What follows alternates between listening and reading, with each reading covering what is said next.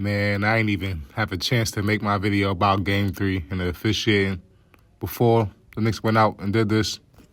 This is one of the greatest Knicks games I've ever watched. The Knicks came back from 29 points down in the NBA Finals. Now, this Spurs team was absolutely unstoppable in the first half. San Antonio broke, I think, a finals record or NBA playoff record with 14 threes in the first half. Every shot they put up felt like it was going in. For a while, they looked like the Kevin Durant Warriors. And honestly, I wasn't even panicking, bro. I've watched this Knicks team too many times. I've seen too many crazy comebacks. I've seen them respond when everybody counted them out, as weird as it sounds. Being down big almost. Being down big doesn't worry me anymore. Like, this team has built a mentality where they never stop fighting. Do I like it? No, I hate it, but it is what it is. Like, I've seen this too many times, bro. I'm not going to even say I don't like it. Like, it's just annoying because, like, it's just annoying. I can't even explain it. But this never die mentality, I have to actually give Tom Thibodeau credit on this because a lot of this comes from the Tom Thibodeau era.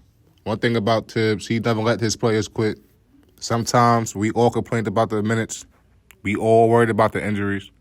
But that mentality that he wired inside of these guys to always compete until the end of the game, until the game was over. Down 15, keep fighting. 20, 30, it don't matter. Keep fighting. That mentality is still part of this team's DNA. You had to beat the Tom Thibodeau Knicks because he wasn't taking his starters out until... Bang! Knicks take a... They had to be down 20 points with 2 minutes left for him to consider taking his starters out. But yeah, the first half was a disaster. Karl Anthony Towns got into foul trouble. 2 fouls in less than a minute, and never found a rhythm. The Spurs couldn't miss a three. Meanwhile, I wasn't a fan of Mike Brown lineup decisions.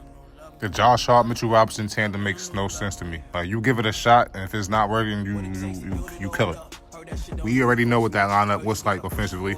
The Knicks need shooting around Brunson, especially when Cat isn't in the game with them. Eventually, Mike Brown adjusted, give him credit, but I thought that lineup helped dig the hole even deeper. Everyone gets blamed for that first half. Mike Brown's coaching, the players didn't come out with any urgency, and the Spurs were knocking down everything, so it's not much you could do about that. So we went into the halftime, down by 27. My target was 15, get it to 15 by the end of the third quarter, and they'll be all right. I wasn't even focused on winning. I wasn't going to focus on that unless they got the game to within 10 points, 12 points. That's exactly what the Knicks did. They kept chipping away in the third quarter. Brunson got hot. OG made some big plays. And the Spurs finally started showing like the team they really are. I was just waiting for them to come back to earth. Both teams were making big shots in the third quarter. You could just feel the energy starting to shift in the third quarter, though. But I've been here so many times, I already know not to get too high and too low. So the Knicks entered the fourth quarter down 15, I believe. And at that point when Cat made that three-pointer, cut it to 12 points, I felt like, yeah, it's a game now. The Knicks could win this game. And then when we got it down to single digits, I felt it was over. Not because the Spurs aren't talented, but they just don't have the experience. I'm a broken record at this point. Like, these young boys don't know what they're doing. They've never been in this situation before. They don't appreciate the moment. And the Knicks have been here before. The Knicks trust each other more. The Knicks communicate better. They're more mature. They have more experience. They've been through heartbreak before. All of those things matter. All of those small things matter, and they start to add up, and they add up. It's either people just hate the Knicks, they don't like the Knicks, and they just glazing over the Spurs' talent. That's not the only thing that wins you a championship. The Spurs might have just as much talent as the Knicks. They might have even more raw talent, but championships are won by teams that know how to handle pressure, adversity, momentum swings, late game situations. All of that matters as much as people don't want it to. That's why I've never understood the rush to crown San Antonio. Talking about Spurs in 6 and all this bullshit. Every champion team goes through stages. You lose, you learn, you grow. You suffer some sort of heartbreak, and then you eventually break through.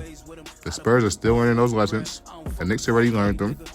That's why when the game got tight, when the game gets tight, I'm always cool, calm, and collected because we've been here, done that. Been on the losing sides and winning side.